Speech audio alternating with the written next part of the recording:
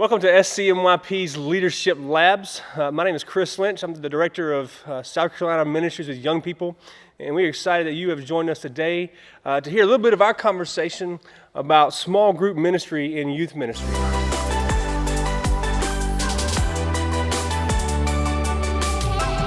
I'm joined here today by Trevor Miller, who's the Director of Student Ministries at Mount Horeb United Methodist Church here in Lexington, and also Nick Cunningham, who's the Director of Adult Discipleship here at Mount Horeb. And we're going to gather together, just have a little conversation to see if we can offer you some tidbits and some advice about what small group ministry looks like or might look like in your context, but also why small group ministry is important in youth ministry. So we're excited about the opportunity to be here.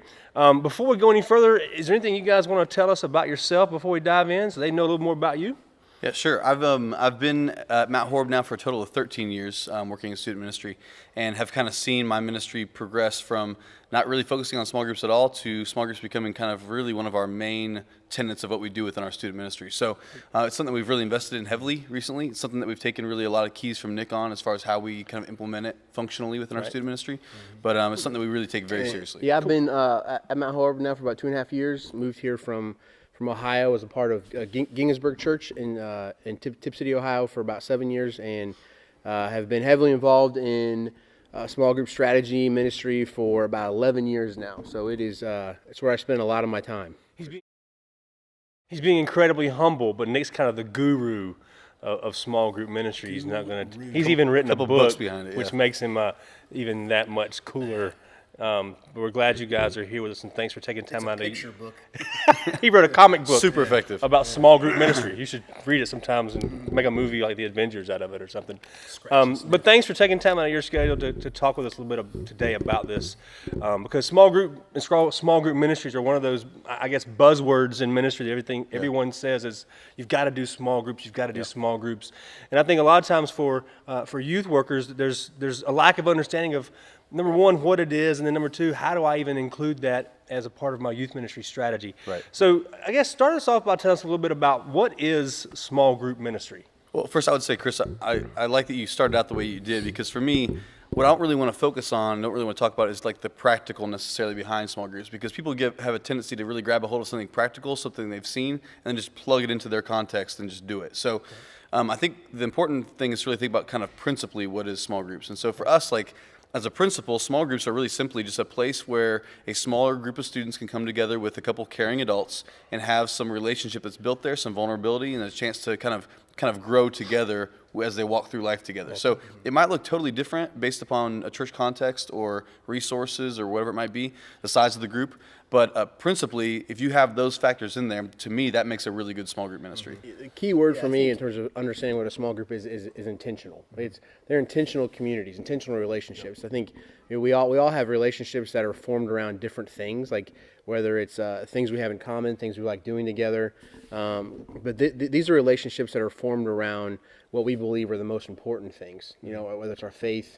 It's where we're intentional about talking about what's going on in our lives. So I think for me that key word is it's intentional. Yeah. So what I'm hearing is there's not a whole lot of formula to it. No, I mean, I think there's pieces and parts that are really, really necessary, and those parts I think are found in Scripture. Nick does a really great job in talking about that within his books too. Is like there's like a piece laid out for us, and as far as how it works out in your particular context, it could be really, really different from one another. Mm-hmm. Excellent. So what do you do? What do you do in a small group? Mm-hmm. What does that look like, or what are some ways? What might that look like? I guess particularly in terms of youth ministry. Yeah. If a youth worker is there trying to figure out, just trying to get their mind wrapped around what small group ministry looks like. What does that look like? What happens in a small group? Easier to talk about what we don't do at first. Is we have a strong conviction that we don't want small groups to be another place where students are getting more information. Right. I mean, so let me stop. Wait a minute. So if you don't you've done these things probably and messed up some things. Yeah. Oh yeah. It's important. Being I think it's nice to know that. Church ministry now for over 10 years, it seems like every time we get together, we think there's got to be 3 songs in a sermon, and sometimes this even spills over into our small groups where there's got to be this real detailed lesson plan that a small group leader leads their group through. And we just started realizing that we have this habit of over-informing our people. They're getting a message on Sunday mornings, that they might be in a Bible study throughout the week, then they're in a small group where they're doing another study. Where's their space for them to talk about how they're sort of understanding and wrestling with what they're learning, where are they sharing about what's going on in their lives? And so for us, we always say here, we want small groups to be relationally driven and not curriculum dependent. Right. Because a lot of times, people can come into a group and I can answer questions in the fill in the blank, but I don't have to tell you about what's going on at home. Yeah. I don't have to talk about what's really going on in our life. So we really emphasize really checking in. Catching up. I love Wesley's famous question, how is it with your soul? Right. So that's probably more of the emphasis for us. And that's why even practically from our standpoint within student ministry, just in the past year and a half, we've really made a shift away from a curriculum-driven thing. Hey, read this book, do this thing. So what we've started to do is we've actually had them discuss now within their small groups what was taught the previous Wednesday or previous Sunday for middle school or for high school. That way we're doing that exact thing. We can focus more on the relational aspect of things, talking about what does this mean practically for you? I mean, this is a truth that we learned, but how does it kind of like really fall out within your life? What I love about that you're dealing approach is you're not wasting any energy. You're not wasting any resources. I mean, if you were to look at how much time, even for us as adults, like how much time and energy we pour into the worship experience, whether it's your midweek student ministry experience or a Sunday morning worship experience, all the countless hours that go into preparing that message, that talk, and then what happens after it's over. And so to come back midweek or at some point in time and make the focus of, okay, you heard it, now let's talk about it. Like what does this mean for you? What did you resonate with? What are you struggling with in terms of application? Yeah. And as you said, it's not another thing to learn. In addition to math and history and everything else they're learning all throughout the week, let's focus on this one thing and really try to drill down hard on it. Right. So we've begun to talk a little bit about the why it's important and what happens in a small group. I love at this point, maybe before we get into a lot of the how to set these things up, is if one of you have, maybe if Trevor, you got a story of an impact of how a small group ministry particularly has had an impact on a young person's life. I think that's important for us to always recognize that ultimately that's what it's about. It's not about how do we program our stuff, but it's how are we impacting and transforming the lives of young people. So maybe you've got a story of how small group ministry has impacted the life of a young person you can share with us. It's funny. I was thinking the other day just about how I don't honestly remember from my time in student ministry anything my youth pastor ever said. Never. Like I don't remember anything. So basically, you're worthless as a youth worker. I'm just kidding. That's not. There's a beauty to that too, because it's not about just something that like a catchy phrase or a perfect sermon that's going to be like the bullet that's going to really do it. Like there's something about though my time within student ministry, having all these different caring adults who did invest in me and saw potential in me. I mean that's what's caused me to do what I'm doing now. Is that type of investment in my life. I think back a couple of years ago, there's some students who have graduated out of our program now, but at the time we're all in a small group together, a bunch of high school girls, and we took them to a camp in Florida. And at that camp in Florida, they were kind of sharing about how there were people in Africa who didn't have enough water to drink, clean water to drink, and so because of that, people were dying. So they had the presentation, they were done, and we thought, that was nice and that was good. And so we came back from the camp experience, and out of nowhere, these girls came into our office one day and said, "Hey, listen, we don't think it's okay that there are people dying in Africa because there's not clean water, and we're just going to school and cheerleading and doing all these normal things." And so as good youth pastors, we were like, we agree. What do you think we should do? So they decided within their small group what they were going to do is they were going to begin to raise money to put wells in Africa. Nice. So again, as good youth pastors, we're like, go for it, do it. Whatever you want to do, just make it happen. And I mean, I don't remember the exact number. There were literally multiple, I would say over 5 wells that were put in Africa because this group of small group girls decided it was not okay that people didn't have clean water to drink in Africa. That's just one example of so many different stories of students who have had their lives invested in by a caring adult and seen potential within them, and now have done amazing things with their life. Now, again, it's not like a perfect science as we've talked about. So not every kid who gets in a small group is automatically boom like the model citizen.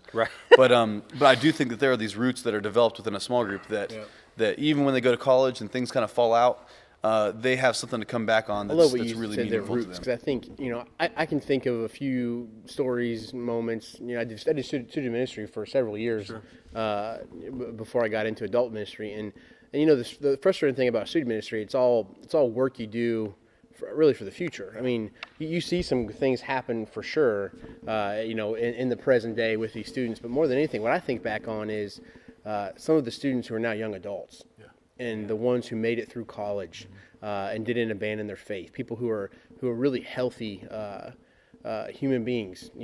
They have something in common, and that is when they were in high school, middle school, they had intentional relationships peer to peer, but also with another adult who wasn't their parent. That was one of the things that I noticed that all of them had.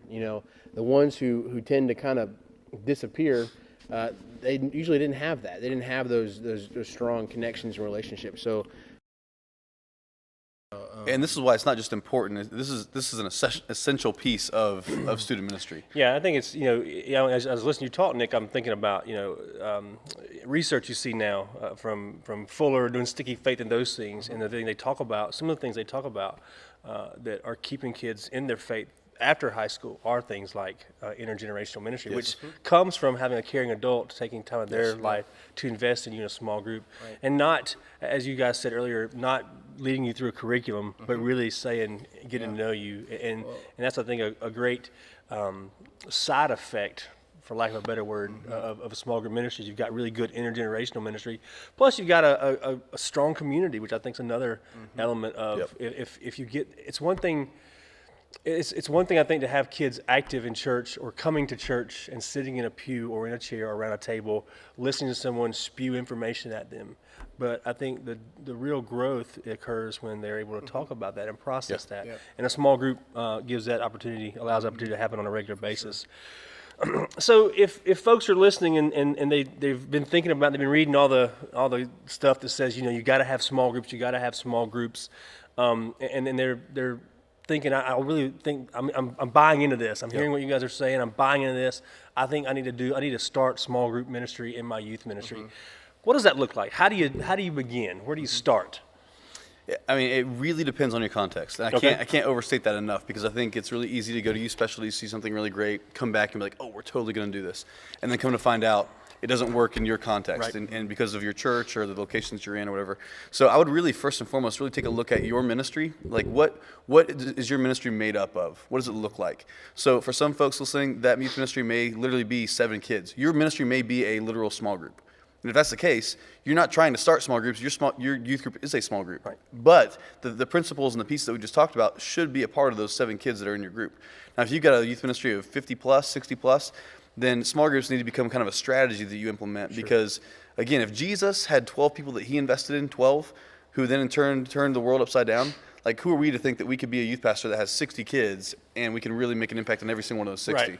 Right. So it's interesting to hear you say it, because when I would do youth worker trainings on a district level for years, I would go, and I had a youth group, that was not huge by any means. We had 35, 40 kids, and it was always interesting to me, because I would always make this statement. I felt like most youth workers didn't matter what size church they came from or what size youth group they had, they wanted to be different. Yep. And I always thought, because it's like I would always hear from a small church youth worker that says, well, I've only got 5 or 6 kids. What do I do? Yeah. And I'm like, put them in the car and go get ice cream. Same thing you do you guys, if you have 60. You're in a church here where you've got, hundreds or a couple of hundred kids involving youth ministry, and most large youth ministries, what are they doing? They're trying to get small. Yeah. They're trying to create opportunities for kids to connect in small groups. That is so well said. I mean, we say over and over within our student ministry, like, as we get larger, we have to get smaller, because we realize that this is where real, true growth happens. I mean, when I started in student ministry 13 years ago, my strategy was this: I'm going to be as cool as I could possibly be, and see how many kids come around. And it didn't last very long. And it worked for me. Literally a day, and then I had to change the strategy. Cool factor was really going fast. It worked a little bit for a time. Then I came to realize at some point in time, wow, I was limiting what God could possibly do within my student ministry, because I was expecting myself to be the only one to do it. Yeah. So years ago, I made the decision: 1, I'm going to invest in adults who I'm going to replicate myself into other adults to be able to do what I'm doing exactly, taking kids ice cream, spending time talking about life, those kinds of things, and then figuring out ways to really strategically get students involved, funnel them into a small group, and then plug those adults in with those students. I think it's interesting talking about large churches, smaller churches. I think you don't get big as a ministry, then start doing the right things. Like, I think you start by doing the things that matter, and you do them consistently, and maybe you get big, maybe you don't, but you're doing the right things. I think that's true regardless of. Sounds almost biblical. Absolutely. I think there's something about trusting with the small things, but it starts where it starts. Yeah, and that is an argument that happens over and over again. Like, we've seen in our ministry of kind of an underlying argument that's like, hey, either you do small groups or you do big student ministry. I don't think there's one or the other. I think you can do both. In fact, I think, like Nick said, when you do the right things and you do them the right kinds of ways, growth happens. I would say even a paradigm shift naturally happened for us here church-wide, where we've actually made small groups the goal. Small groups are not a distraction. Small groups are not another thing we do, next to the main event, right? The big event. No, like everything we do is about getting people into these type of relationships. Right. So even leveraging your large worship experiences, your large gatherings, like how are those pointing students, pointing people towards more authentic, more intentional relationships? If we believe that small groups are the sort of main artery for discipleship, then your goes back to your question. How do you get small groups started? Well, first thing I'd really want to know is, do you think they matter? Like, do you actually think that they are as important as we say they are? Because that's got to matter. Then that frames how you shape the rest of your ministry. How are my worship experiences pointing students towards small groups, and then I would say, you have to have a clear idea of what a small group is. So more what's a healthy one look like? That's something I've noticed that churches often are bad at. We encourage, you got to get in a small group because everybody's talking about small groups. They're the buzz, right? If your church doesn't have small groups, you're not doing it right. So we get them into small groups, but then we don't actually give them any sense of what it should look like. And so they just sort of fizzles out. Yep. And then the next time you tell them to get into a small group, they're like, nah, tried that. Didn't really work. So you got to have some sort of sense, an idea of what does a healthy group look like. Right. So what if somebody was coming to you, maybe a small church coming to you, or a medium-sized church, whatever, and they said, well, we were going to start small church. What needs to happen? But once you get to the point you said, we realize the effectiveness, the potential effectiveness of small group ministry in our youth ministry, and we want to start a couple small groups. Let's just say you got a group of 15, and they're going to start a girls' small group and a guys' small group. Let's just say, what do you then do? What's next on that? How do you make this thing happen? I would almost want to take a step back, and particularly when it comes to students, to young people. I think you see this. You probably already see this in your ebb and flow, throughout the calendar year. But how do you have groups start out of a shared experience? Sometimes it's hard to cold start a group, particularly with students. Adults, it's a little easier because they at this point they know this is important. But how do you leverage like a mission trip? How do you leverage a retreat? Gotcha. Where they're already spending a lot of time together. We do Chi Alpha here, and it's so funny to watch the students. Chi Alpha is sort of a weekend-long in-house retreat, and it's really funny to watch the students the first night of it. They're all kind of like trying to act cool, and they're a little distance from each other. But then they actually sleep in the same house. They spend all this time together. By the end of the week, they're like families. They're these little families. And so, how can you leverage moments like that? They're already groups. It's funny you say that because out of Chi Alpha last year, we had 6 small groups that started out of Chi Alpha. Just because when they come to Chi Alpha, they get put into these smaller groups of people that travel around, do all these things together. And so a bunch of these groups said, we just want to keep going. We want to keep doing It's almost looking how do you create shared experiences? For adults, we do it through our One Life class, which is a 6-week-long class where they're sort of hanging out together, and out of that, groups are formed. Right. Yeah. But I think with students, it's a little harder. How do you have these? You take them out of their normal environment, whether it's on a mission trip but be thinking, okay, when we get back, we're going to start groups out of this. And then I would say have a real simple format for what a group does together. I remember for the longest time in students, I had several student ministry small groups. We answered 3 questions every single week, and it was, what are you grateful for right now? Like, what's a good thing happening in your life? What are you anxious about? What's something you're struggling with? And then what are you learning right now? Oh, wow. And so we would just spend time, and the students would get in the habit of answering these questions, and some really great connections. actually, go ahead. And like I said earlier, one of the ways that we're doing this as well within our student ministry is we film the message from the previous week. That message, the video gets sent out to all the small group leaders along with about 6 to 8 questions that kind of go deeper in the message that was just given. And so we probably have half of our groups doing just that specifically. They're basically continuing the conversation from the Wednesday or the Sunday before. And so the leader then, all they do is they facilitate that. We tell them what questions to ask the leaders. Show this clip, this 3-minute clip, this 4-minute clip, ask these 3 questions, let the students dig deeper on this. Hopefully then, that causes students who don't come to programming maybe decide, hey, I want to go to programming too, get that message so I can come back and talk about it later on Even as well. if you don't have video, some people might be thinking, well, I can't film our talk. That's fine. You probably have a manuscript or you have some notes. Hopefully, if you don't, maybe you start developing, more of a manuscript, and you can send to your leaders. Here's 2 points. Here's 2 summaries of the 2 points I made, and here's some discussion questions. And you can read these to the students. So I'm curious. We live in a social media and connected world, and you mentioned sending this out, singing out folks videos or whatever. Yeah. How else have you seen technology impact the life of small groups in your ministry? It's one of the ways you can. I've seen some small groups actually have their own page. This is particularly for adults. It's one of the ways they can quickly keep up with what's going on, or if they have adults are on Facebook, Instagram, or whatever. So I'm probably not the best one to answer this question. If we're so behind.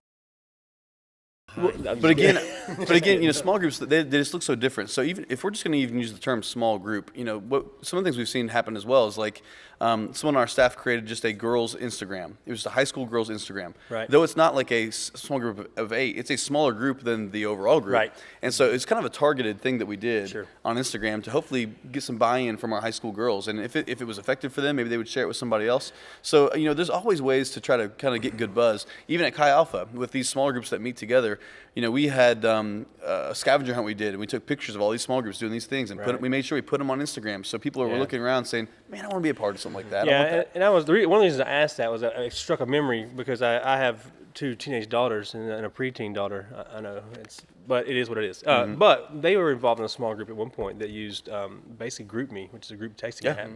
And every week, the day after the small group meeting, they would send out a scripture reading that they were going to talk about the next week, and they basically said, "Hey, read through this over the course of the week, a few times.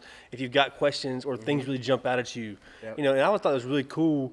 Back when I was in youth ministry, we didn't use technology, but it was a really cool way to keep them connected throughout the week.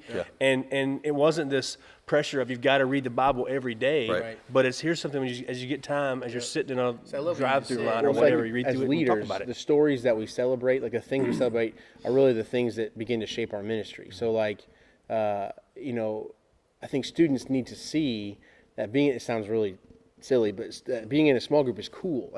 The thing is, we say, just say no to peer pressure. What kind of peer pressure? Because, I think the reality is we're so relationally driven. We're going to be pressured by our peers. This is about leveraging that in a good way. Right. And so, how do we actually pressure you into doing healthy things? Right. Through your peers. And so as a ministry leader, I love it. How do you tell stories from what's happening within groups? How do you put the pictures up and almost make it cool? You're not cool unless you're in a small group, which sounds really silly, but just showing up for a weekly programming is great, but are you in a small group? Because that's really where it's at. Right. It's funny that Nick Stevens said that. We have our student ministry kind of social media strategy or whatever is each week we try to give something informational, some kind of thing about what's happening next that you can come to, something that's interactive, so a question of some kind that students can hopefully respond to and say something about. And then the third thing we always do every week is something celebratory. We want to celebrate something because, like Nick said, we want to celebrate what we want to replicate. So if we want more of this, then you got to put it out there as something that's a positive thing. Yep. Yeah, it's interesting that we're here because I've got one I want to shift to. You mentioned the leaders and their role, and I want to talk a little bit about leaders, and it connects with social media because I got this question from one of our youth leaders on social media. That's a nice segue. I did well there. Thanks. Smooth. I know, that's perfect, silky smooth.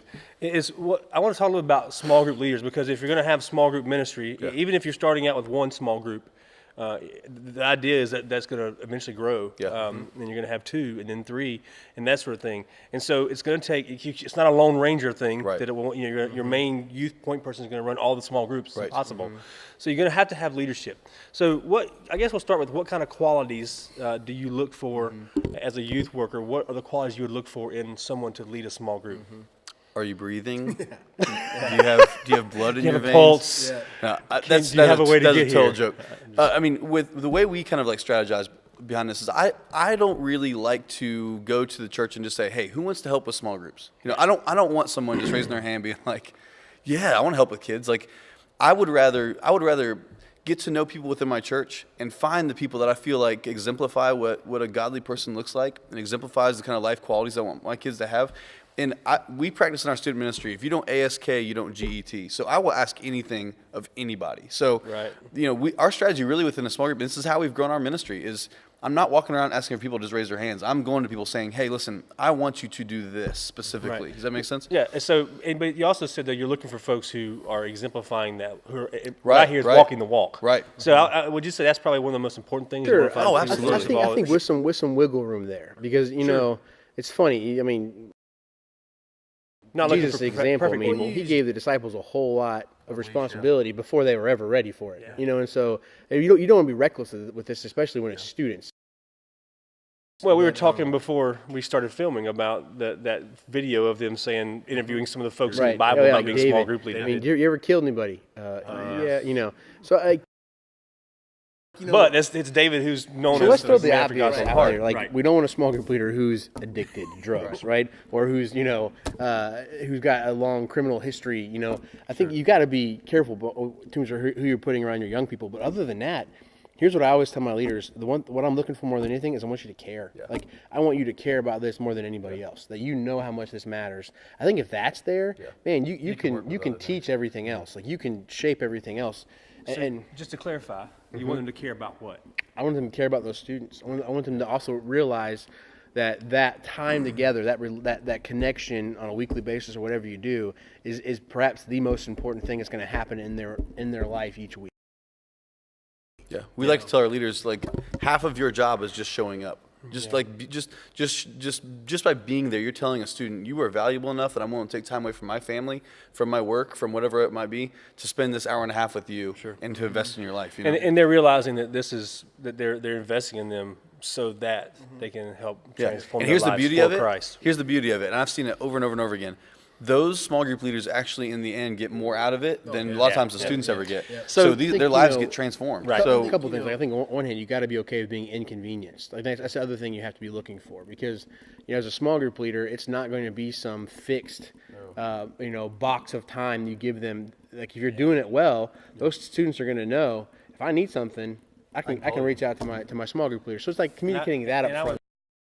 And I'd be willing to bet every youth worker listening, if they've done youth ministry for any length of time, they've had those calls at 2 a.m. where kids made a bad choice or something tragic has happened. They've had to go and care for a young person. That's a really good point Nick made, though. Like, it's very important if you were going to try to implement a small group ministry to make sure the expectations of what you're asking for your small group leaders is very clearly stated from the get-go. That's a good point. So, like Nick was saying, like, this may not be just an hour investment that you have each week, because your kid may be playing sports. You want to go watch a game. Your kid may roll a car and you have to be at the hospital. There are things that could happen that would cause you as a small group leader to kind of step up and be a part of something. If you go back to that's the happening model in too we've students' been life. talking about, in terms of how we resource our leaders by moving away from information driven or even providing resources like discuss the previous week's teaching. That goes a long way then. In terms of opening up the door, who can be a great small group leader? Because they don't have to be a great teacher. Let me ask. So the first point we talked a little about, I guess, what I would consider the heart of a leadership, having the integrity, having the desire to disciple someone else, which starts with having a relationship with God, with Christ, to do that.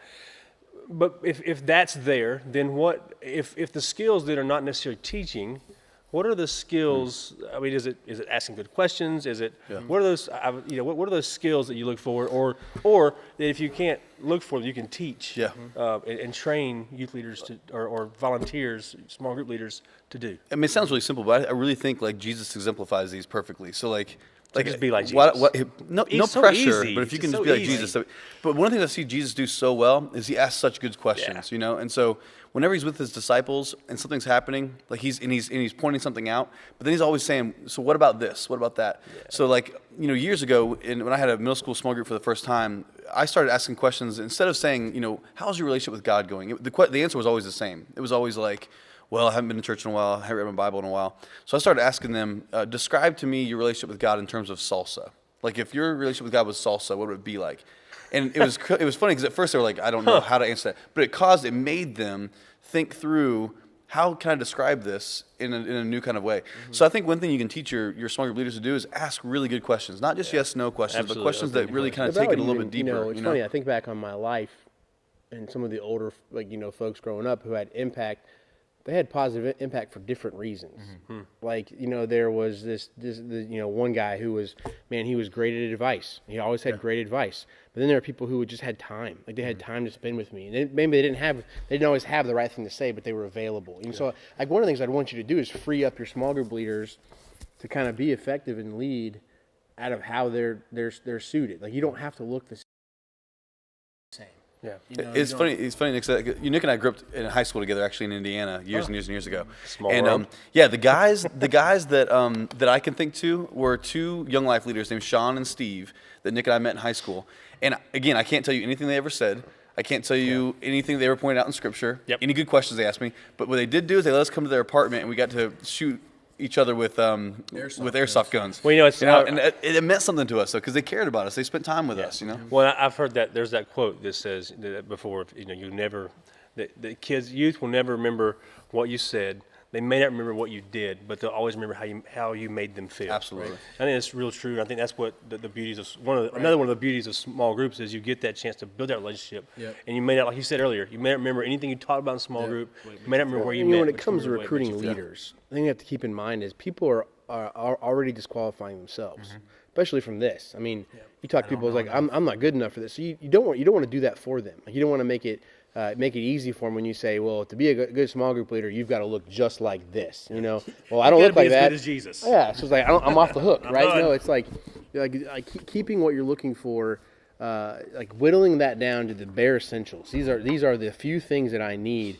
Everything else is pretty. Then it comes to how do you match the right student with the right leader? And realizing, what would be helpful for them. There's two other things that we've kind of talked around a little bit I want to go to real quick before we finish up. Yep. But there's two things that we've seen kind of like really shift within student culture when it comes to small groups. And one of the biggest one has been the intensity that has come with like sports. So kids are so involved in football or soccer or basketball, whatever it might be. And so one of the things we've really started to think a lot about is what does it look like for us to stop saying, hey, just come to us, be in this thing with us.